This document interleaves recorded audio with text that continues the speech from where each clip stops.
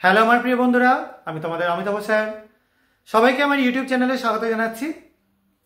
আজকে যে বিষয়টা নিয়ে গল্প শুরু করব, সেখানে একটা টার্ম বা একটা শব্দ খুব বারবার ঘুরে ঘুরে আসবে।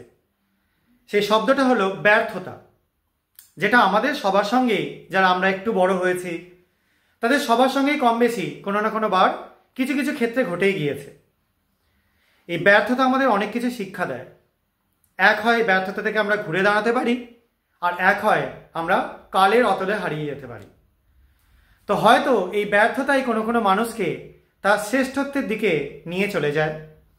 এবং আজকের যে গল্পটা, সেটা কিন্তু এরকমই একজন মানুষকে নিয়ে, যিনি এমন কিছু একটা আবিষ্কার করে ফেলেছিলেন তার ব্যর্থতার জন্যই, যে সেই আবিষ্কার তাকে গোটা বিশ্বের কাছে একটা বিশিষ্ট জায়গায় পৌঁছে দিয়েছিল। যার সম্পর্কে এই গল্পটা বলবো বা যাকে নিয়ে বলবো, তার নাম হচ্ছে চার্লস গুডিয়ার। নামটা হয়তো তোমরা অনেকে শুনেছো, যারা বিজ্ঞানের ছাত্রছাত্রী তারা তো অবশ্যই শুনেছো, আর যারা এমনি বিজ্ঞান ভালোবাসো তাদের অবশ্যই এই নামটা জেনে রাখা দরকার।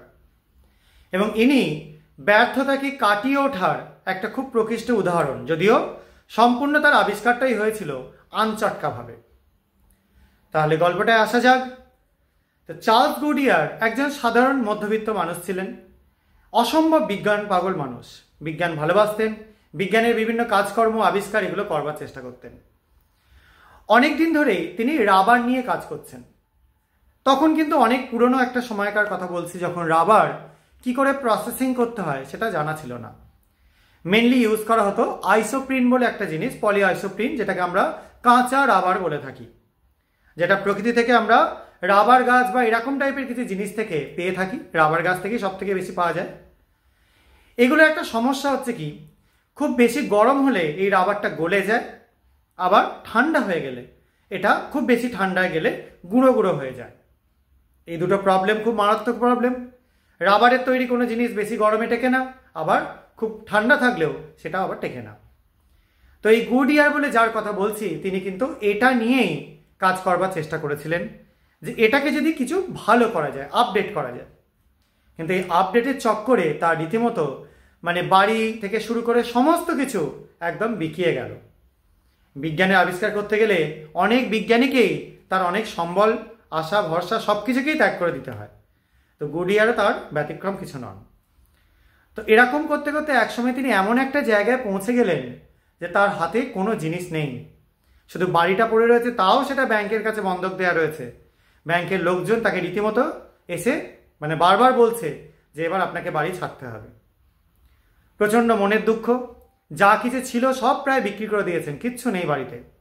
ইভেন খাওয়ার মতো কোনো জিনিসও নেই যে তিনি খাবেন। তো উনুনের মধ্যে তিনি রাবারের কিছু সলিউশন, সেগুলোকে নিয়ে কাজ করছিলেন। কিছু রাবার গলাচ্ছিলেন, কিছু জিনিসপত্র মিশিয়ে মিশিয়ে গলাচ্ছিলেন। তো তার কাছে কয়েকটা দামি মূল্যবান ধাতুর জিনিস ছিল। তিনি শেষ ভাবলেন যে এগুলো বিক্রি করে যা পাওয়া যায় সেটা দিয়ে কিছু খাওয়া যাবে। কিন্তু সেগুলো সেই সময় তার অবস্থা মোটামুটি সবাই জানতো। সবাই তাকে নিয়ে রীতিমতো একটা ব্যবসা করে নেওয়ার কথা ভাবতে শুরু করলো। যেহেতু তিনি কাউকে কিছু বলতে আর পারবেন না, তার সব কিছুই প্রায় শেষ, হারিয়ে গেছে। তো কিছুজন খারাপ লোকজন তারা তার ওই জিনিসগুলো, যে কটা জিনিস তার কাছে সহায় সম্বল ছিল, সেই ধাতব জিনিসগুলো খুব অল্প দামে সব কিছু কিনে নিল। গুডিয়ার আরও বেশি মনের দিক থেকে ভেঙে পড়লেন। না, এ জীবন আর রাখতে পারা যায় না, এরকমভাবে বেঁচে থাকবার কোনো মানে নেই। তো তিনি যেটুকুনি টাকা পেলেন সেটা দিয়ে কি কিনবেন?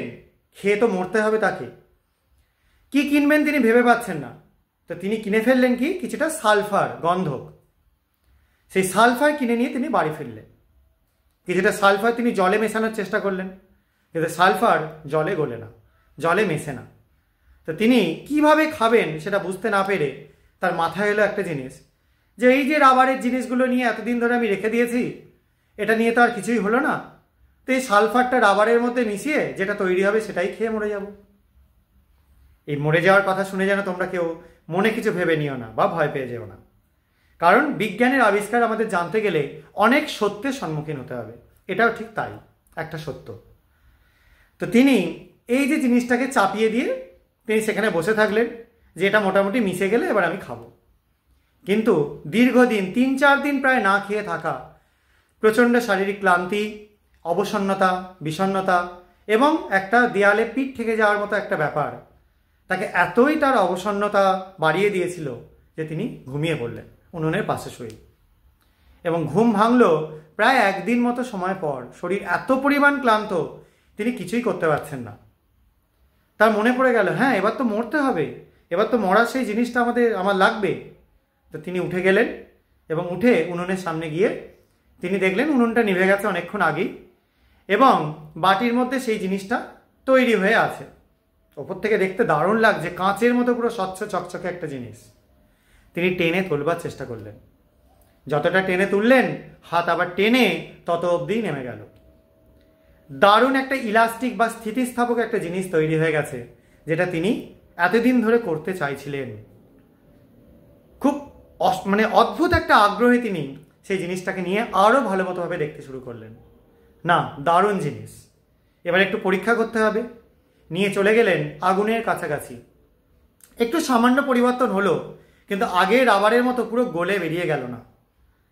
আবার ঠিক সেরকমভাবেই তিনি এই জিনিসগুলোকে নিয়ে চলে গেলেন যেখানে ফ্রোজেন লেকগুলো রয়েছে, সেইখানে ফেলে দিলেন। তার মধ্যে দেখলেন না, ফ্রোজেন লেকের সংস্পর্শে এসে ওপরটা একটু হার্ড হয়ে যায়, কিন্তু রাবারটা যেরকম থাকে সেরকমই আছে, কোনো পরিবর্তন হয়নি। ব্যাস, তার মনের মধ্যে আত্মহত্যা, নিজেকে মেরে ফেলা সব চিন্তাভাবনা বেরিয়ে চলে গেল। তিনি ভেবে ফেললেন যে জিনিসটা এতদিন ধরে তিনি আবিষ্কার করবার চেষ্টা করছিলেন, যার জন্য তিনি সব কিছু হারিয়েছেন, সর্বশান্ত হয়েছেন, সেই জিনিস